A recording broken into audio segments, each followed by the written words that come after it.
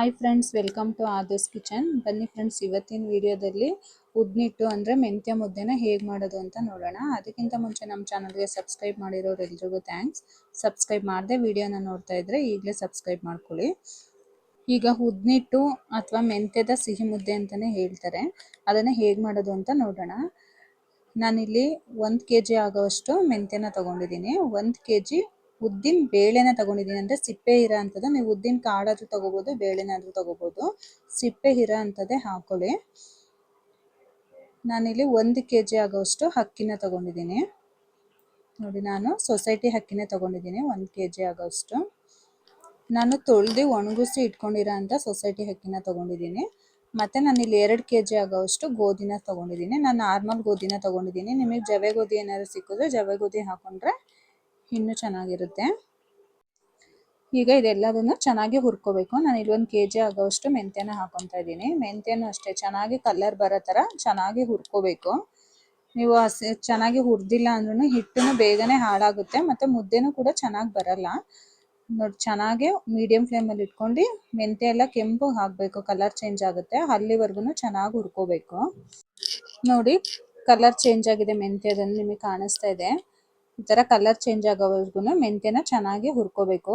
ಮೆಂತ್ಯ ಹುರಿತಾ ಇದ್ರೂ ಘಮ ಘಮ ಅಂತ ಸ್ಮೆಲ್ ಬರ್ತಾ ಇರುತ್ತೆ ಚೆನ್ನಾಗಿ. ನೋಡಿ, ಮೆಂತ್ಯ ಹುರ್ಕೊಂಡು ಆಗಿದೆ. ಈಗ ನಾನು ಉದ್ದಿನ ಬೇಳೆನ ಹಾಕೊತಾ ಇದ್ದೀನಿ. ಸಿಪ್ಪೆ ಇರೋ ಅಂಥದ್ದನ್ನೇ ಹಾಕೊಳ್ಳಿ, ಸಿಪ್ಪೆ ಇಲ್ಲದೆ ಇರೋದನ್ನ ಹಾಕೋಬಿಡಿ. ನೋಡಿ, 1 kg ಆಗೋವಷ್ಟು ಉದ್ದಿನ ಬೇಳೆನ ಹಾಕೊಂಡಿದ್ದೀನಿ. ಇದನ್ನು ಅಷ್ಟೇ ಚೆನ್ನಾಗಿ ಹುರ್ಕೋಬೇಕು. ಈ ಮೆಂತ್ಯ ಮುದ್ದೆ ತುಂಬಾ ಒಳ್ಳೆಯದು. ಮೆಂತ್ಯ ಮುದ್ದೆ, ಉದ್ನಿಟ್ಟು ಅಥವಾ ಬೆಲ್ಲದ ಸಿಹಿ ಮುದ್ದೆ, ಒಬ್ಬೊಬ್ರು ಒಂದೊಂದು ಥರ ಕರೀತಾರೆ. ನಾವು ಇದನ್ನ ಉದ್ನಿಟ್ಟು ಅಂತ ಕರಿತೀವಿ. ಈ ಉದ್ನಿಟ್ಟು ಮಕ್ಕಳಿಗೆ, ದೊಡ್ಡವ್ರಿಗೆ, ಎಲ್ರಿಗೂ ತುಂಬಾ ಒಳ್ಳೆಯದು ಆರೋಗ್ಯಕ್ಕೆ. ಅಟ್ಲೀಸ್ಟ್ ನಿಮಗೆ ಡೈಲಿ ಆಗಲಿಲ್ಲ ಅಂದರೆ ವಾರಕ್ಕೊಂದ್ಸಲ ಅಥವಾ 2 ಸಲನಾದ್ರೂ ಮಾಡಿಕೊಡಿ, ಮಕ್ಕಳಿಗೂ ತುಂಬಾ ಒಳ್ಳೆಯದು. ನೋಡಿ, ಆಗಿದೆ. ಇಷ್ಟು ಕಲರ್ ಚೇಂಜ್ ಆಗೋವರೆಗೂ ಹುರ್ಕೋಬೇಕು. ಈಗ ನಾನು 1 kg ಆಗೋವಷ್ಟು ಸೊಸೈಟಿ ಅಕ್ಕಿನ ತೊಗೊಂಡಿದ್ದೀನಿ. ನೀವು ಯಾವ ಅಕ್ಕಿ ಬೇಕಾದ್ರೂ ಹಾಕೊಳ್ಳಿ. ಅಕ್ಕಿನ ಚೆನ್ನಾಗಿ ಹುರ್ಕೋಬೇಕು. ನೀವು ಹುರಿಯೋದು ತುಂಬಾ ಇಂಪಾರ್ಟೆಂಟ್ ಇಲ್ಲಿ. ನೀವು ಹಸಿ ಚೆನ್ನಾಗಿ ಹುರಿದಿಲ್ಲ ಅಂದ್ರೂ ಮುದ್ದೆ ಚೆನ್ನಾಗಿ ಬರಲ್ಲ. ಚೆನ್ನಾಗಿ ಹುರ್ಕೋಬೇಕು. ಅಕ್ಕಿನ ಚೆನ್ನಾಗಿ ಕಲರ್ ಚೇಂಜ್ ಆಗಬೇಕು, ಫುಲ್ಲು ಬ್ರೌನ್ ಕಲರ್ ಥರ ಚೆನ್ನಾಗಿ ಹುರ್ಕೋಬೇಕು, ಕೆಂಪಗಾಗೋವರೆಗೂ, ಕಲರ್ ಚೇಂಜ್ ಆಗೋವರೆಗೂ. ನೀವು ಈ ಥರ ಚೆನ್ನಾಗಿ ಹುರ್ಕೊಳ್ಳೋದ್ರಿಂದ ಹಿಟ್ಟು ಎಷ್ಟು ದಿನ ಆದ್ರೂ ಹಾಳಾಗಲ್ಲ. ನೀವು ಹುರ್ಕೊಳ್ದೆ ಹಂಗೆ ಹಸಿದು ಹಾಕೊಂಡ್ಬಿಟ್ರೆ ಬೇಗ ಹಿಟ್ಟು ಹಾಳಾಗ್ಬಿಡುತ್ತೆ, ಅಂದರೆ ಹುಳ ಆಗಿಬಿಡುತ್ತೆ. ಈಗ ಹುರ್ಕೊಂಡು ಆಗಿದೆ. ಈಗ ನಾನು ಗೋಧಿನ ಹಾಕೊತಾ ಇದ್ದೀನಿ. ನೋಡಿ, ಗೋಧಿನೂ ಅದೇ ರೀತಿ ಚೆನ್ನಾಗಿ ಹುರ್ಕೊಳ್ಳಿ. ಎಲ್ಲದನ್ನು ಚೆನ್ನಾಗಿ ಹುರಿದು ಮಾಡಿಸ್ಕೊಂಡ್ರೆ ನೀವು ಎಷ್ಟು ದಿನ ಹಿಟ್ಟು ಹಾಳಾಗಲ್ಲ. ನಮ್ಮ ಕಡೆ ಎಲ್ಲ ಈ ಉದ್ನಿಟ್ಟನ್ನ ಬಾಣಂತನದಲ್ಲಿ ಡೈಲಿ ಕೊಡ್ತಾರೆ. ಬೆಳಗ್ಗೆ ಹೊತ್ತಲ್ಲಿ ಎದ್ದಿದ ತಕ್ಷಣ ತುಪ್ಪದ ಜೊತೆ ಹೆಚ್ಕೊಂಡು ತಿನ್ನೋಕ್ಕೆ ಕೊಡ್ತಾರೆ. ಇದು ಸೊಂಟ ಎಲ್ಲ ನೋವು ಬರಲ್ಲ ಹೆಣ್ಮಕ್ಳಿಗೆ ಅನ್ನೋದಕ್ಕೂ, ಚೆನ್ನಾಗಿ ತಿಂದರೆ ಅನ್ನೋದಕ್ಕೋಸ್ಕರ ಉದ್ದಿನ ಬೇಳೆ, ಮೆಂತ್ಯ ಎಲ್ಲ ಆರೋಗ್ಯಕ್ಕೆ ತುಂಬಾ ಒಳ್ಳೆಯದು ಅನ್ನೋದಕ್ಕೋಸ್ಕರ ಮಾಡಿಕೊಡ್ತಾರೆ.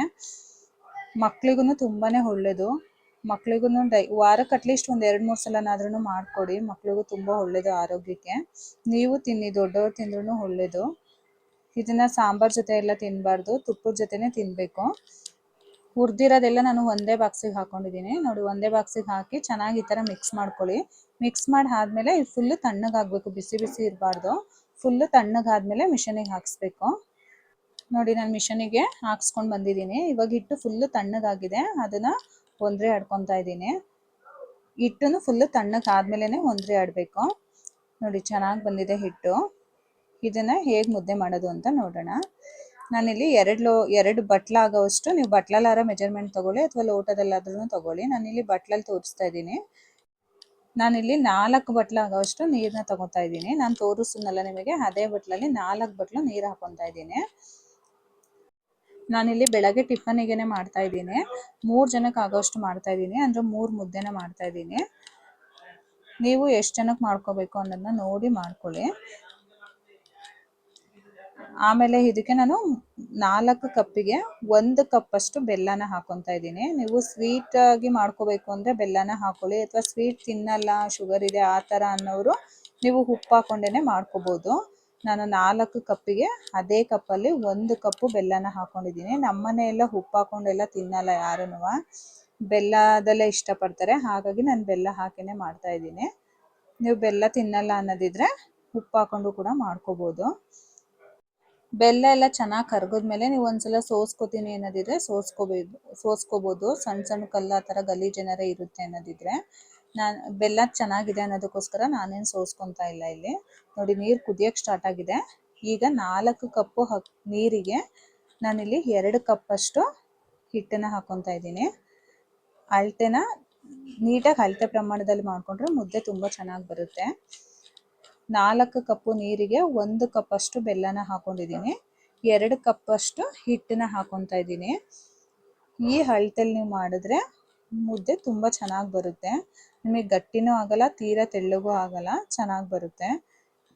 ನಿಮಗೆ ತೀರಾ ಸ್ವಲ್ಪ ಗಟ್ಟಿ ಆಯಿತು ಅನ್ನೋದಿದ್ರೂ ಪಕ್ಕದಲ್ಲಿ ಸ್ವಲ್ಪ ಬಿಸಿನೀರನ್ನ ಕಾಯಕ್ಕೆ ಇಟ್ಕೊಳ್ಳಿ. ನೀವು ಮುದ್ದೆ ತಿರುಗಿಸುವಾಗ್ಲೇ ಗೊತ್ತಾಗ್ಬಿಡುತ್ತೆ ಅದು ಗಟ್ಟಿಗಾಗಿದೆಯೋ ಇಲ್ವೋ ಅಂತ. ಗಟ್ಟಿಗಿದ್ರೆ ಸ್ವಲ್ಪ ಕುದಿಯೋ ನೀರನ್ನ ಹಾಕೊಂಡು ತಿರುಗಿಸ್ಕೋಬೋದು. ತೆಳ್ಳಗಾದರೆ ಸ್ವಲ್ಪ ತಿರುಗಿಸ್ತಾ ಇದ್ದಾಗಲೇ ನಿಮಗೆ ತೆಳ್ಳಗೆ ಅನ್ನಿಸುತ್ತೋ ಅಂದರೆ ಸ್ವಲ್ಪ ಹಿಟ್ಟನ್ನು ಸೇರಿಸ್ಕೋಬೇಕಾಗತ್ತೆ. ನೋಡಿ ಒಂದು 2-3 ನಿಮಿಷ ಇದೇ ಥರ ಹಿಟ್ಟನ್ನು ಕುದಿಯೋಕ್ಕೆ ಬಿಡಿ. ಹಿಟ್ಟು ಹಾಕಿದ್ಮೇಲೆ ಆಮೇಲೆ ನೀವು ಮುದ್ದೆ ಕೋಲಿದ್ರೆ ಮುದ್ದೆ ಕೋಲಿಂದ ನೀಟಾಗಿ ತಿರುಗಿಸ್ಕೊಳ್ಳಿ. ಮುದ್ದೆ ಕೋಲು ಇಲ್ಲ ಅನ್ನೋದಿದ್ರೆ ಸೌಟಲ್ಲಿ ಕೂಡ ನೀವು ಮಾಡ್ಕೋಬೋದು. ನೋಡಿ ಈ ಥರ ನೀಟಾಗಿ ಮಿಕ್ಸ್ ಮಾಡ್ಕೊಳ್ಳಿ. ನಿಮಗೆ ಈ ಥರ ಮಿಕ್ಸ್ ಮಾಡುವಾಗ್ಲೇ ಗೊತ್ತಾಗ್ಬಿಡುತ್ತೆ ಹಿಟ್ಟು ತೆಳ್ಳಗಾಗಿದೆ, ಇನ್ನು ಸ್ವಲ್ಪ ಹಿಟ್ಟು ಬೇಕಾ ಅಥವಾ ಗಟ್ಟಿಗಾಗಿದೆಯಾ ಅನ್ನೋದು. ನೋಡಿ ಸ್ವಲ್ಪ ಈ ಥರ ಮಿಕ್ಸ್ ಮಾಡಿ ಚೆನ್ನಾಗಿ ಕುದಿಯೋಕ್ಕೆ ಬಿಟ್ಬಿಡಿ. ಒಂದು 5 ನಿಮಿಷ ಚೆನ್ನಾಗಿ ಕುದಿಬೇಕಿದು. ನೋಡಿ 5 ನಿಮಿಷ ಆಗಿದೆ. ನಾನು ಇವಾಗ ನೀಟಾಗಿ ತಿರುಗಿಸ್ಕೊತಾ ಇದ್ದೀನಿ. ಚೆನ್ನಾಗಿ ಬೆಂದಿದೆ ಹಿಟ್ಟು. ನೋಡಿ ಈ ಥರ ನೀಟಾಗಿ ಮಿಕ್ಸ್ ಮಾಡ್ಕೊಳ್ಳಿ. ನೋಡಿ ಅಳತೆ ಪ್ರಮಾಣ ಕರೆಕ್ಟಾಗಿದೆ. ಗಟ್ಟಿನೂ ಆಗಿಲ್ಲ, ನಮಗೆ ತುಂಬ ತೆಳ್ಳಗೂ ಕೂಡ ಆಗಿಲ್ಲ, ಕರೆಕ್ಟಾಗಿ ಬಂದಿದೆ. ಇದನ್ನ ಚೆನ್ನಾಗಿ ಹೊಂದಿಸ್ಕೋಬೇಕು ಮುದ್ದೆನ. ನೋಡಿ ಈ ಥರ ಒಂದು ಬಟ್ಟೆ ಹಿಡ್ಕೊಂಡು, ಬಿಸಿ ಇರುತ್ತೆ, ಒಂದು ಬಟ್ಟೆ ಹಿಡ್ಕೊಂಡು ನೀಟಾಗಿ ಒಂದು ಕೈಯಲ್ಲಿ ಚೆನ್ನಾಗಿ ತಿರುಗಿಸ್ಕೊಳ್ಳಿ. ನಿಮಗೆ ಮುದ್ದೆ ಕೋಲಿದ್ರೆ ಮುದ್ದೆ ಕೋಲಲ್ಲಿ ತಿರುಗಿಸ್ಕೊಳ್ಳಿ, ಇಲ್ಲಾಂದರೆ ಸೌಟಿನ ಹಿಂಭಾಗದಲ್ಲಿ ನೀವು ಹೊಂದಿಸ್ಕೋಬೇಕು. ನೋಡಿ ಈ ಥರ ಚೆನ್ನಾಗಿ ನೀಟಾಗಿ ಹೊಂದಿಸ್ಕೋಬೇಕು. ನಿಮಗೆ ಮೇಲ್ಗಡೆ ಹಾಕ್ತಾ ಇಲ್ಲ ಹೊಂದಿಸ್ಕೊಳ್ಳೋಕ್ಕೆ ಅನ್ನೋದಿದ್ರೆ ನೋಡಿ ಈ ಥರ ಕೆಳಗಡೆ ಒಂದು ಗೋಡೆಗೆ ಸಪೋರ್ಟ್ ತೊಗೊಂಡು ಗೋಡೆ ಹತ್ರ ಇಟ್ಟು ಒಂದು ಬಟ್ಟೆನ, ದಪ್ಪ ಇರೋಂಥ ಒಂದು ಕಾಟನ್ ಬಟ್ಟೆನ ಪಾತ್ರೆ ಸುತ್ತ ಹಾಕ್ಬಿಟ್ಟು ಕಾಲಲ್ಲಿ ಬ್ಯಾಲೆನ್ಸ್ ಮಾಡಿ ನೀಟಾಗಿ ಇಟ್ಕೊಳ್ಳಿ. ಆ ಕಾಲಲ್ಲಿ ಆ ಥರ ಪ್ರೆಸ್ ಮಾಡಿ ಇಟ್ಕೊಂಡಾಗ ನಿಮಗೆ ಗ್ರಿಪ್ ಬರುತ್ತೆ. ನೀಟಾಗಿ ಮುದ್ದೆನ ಹೊಂದಿಸ್ಕೋಬೋದು. ಅಥವಾ ನಮ್ಮ ಕಡೆ ಎಲ್ಲ ಕೌಗೋಲು ಅಂತ ಇರುತ್ತೆ, ಅದರಲ್ಲಿ ಹಾಕಿ ತಿರುಗಿಸ್ಕೋತಾರೆ. ನೋಡಿ ಇವಾಗ ಹೊಂದಿಸ್ಕೊಂಡು ಆಗಿದೆ ಮುದ್ದೆನ. ಸೇಮ್ ನಾವು ರಾಗಿ ಮುದ್ದೆ ಎಲ್ಲ ಹೇಗೆ ಕಟ್ಕೊತೀವಿ ಅದೇ ರೀತಿ ಒಂದು ಪ್ಲೇಟ್ನ ತಗೊಂಡು ಆ ಪ್ಲೇಟಿಗೆ ಸ್ವಲ್ಪ ತೇವ ಮಾಡ್ಕೊಳ್ಳಿ. ಕೈನೂ ನೀವು ತೇವ ಮಾಡ್ಕೊಳ್ಳಿ, ಸುಡುತ್ತೆ ಹಿಟ್ಟು ಬಿಸಿ ಇರೋದ್ರಿಂದ. ಈ ಥರ ತೇವ ಮಾಡ್ಕೊಂಡು ಈ ಥರ ಕಟ್ಟುವಾಗ ಒಂದ್ಸಲ ಹೊಂದಿಸ್ಕೋಬೇಕು ನೀಟಾಗೆ. ಈ ಥರ ಹೊಂದಿಸ್ಕೊಂಡು ನಿಮಗೆ ಬಿಸಿ ಆಗ್ತಾ ಇದ್ರೆ ಸ್ವಲ್ಪ ನೀರನ್ನು ಹೆಚ್ಕೊಳ್ಳಿ ಕೈಯಿಗೆ. ನೋಡಿ ಈ ಥರ ಹೆಚ್ಕೊಂಡು ನೀಟಾಗೆ ಕಟ್ಕೋಬೋದು. ನೋಡಿ ಎಷ್ಟು ಚೆನ್ನಾಗಿ ಬಂದಿದೆ ಮುದ್ದೆ. ನಿಮಗೆ ಗಟ್ಟಿನೂ ಆಗಿಲ್ಲ, ತೆಳ್ಳಗೂ ಆಗಿಲ್ಲ, ಎಷ್ಟು ಚೆನ್ನಾಗಿ ಬಂದಿದೆ ಹದ. ಈ ಥರ ಅಳತೆ ಪ್ರಮಾಣದಲ್ಲಿ ಮಾಡಿದ್ರೆ ನಿಮ್ಮ ಮುದ್ದೆ ತುಂಬಾ ಚೆನ್ನಾಗಿ ಬರುತ್ತೆ. ನೀವು ಒಂದ್ಸಲ ಟ್ರೈ ಮಾಡಿ ಹೇಗಿತ್ತು ಅಂತ ಕಮೆಂಟ್ ಮಾಡಿ ತಿಳಿಸಿ. ವಿಡಿಯೋ ಇಷ್ಟ ಆಗಿದ್ರೆ ನಿಮ್ಮ ಫ್ಯಾಮಿಲಿ ಫ್ರೆಂಡ್ಸಿಗೂ ಕೂಡ ಶೇರ್ ಮಾಡಿ.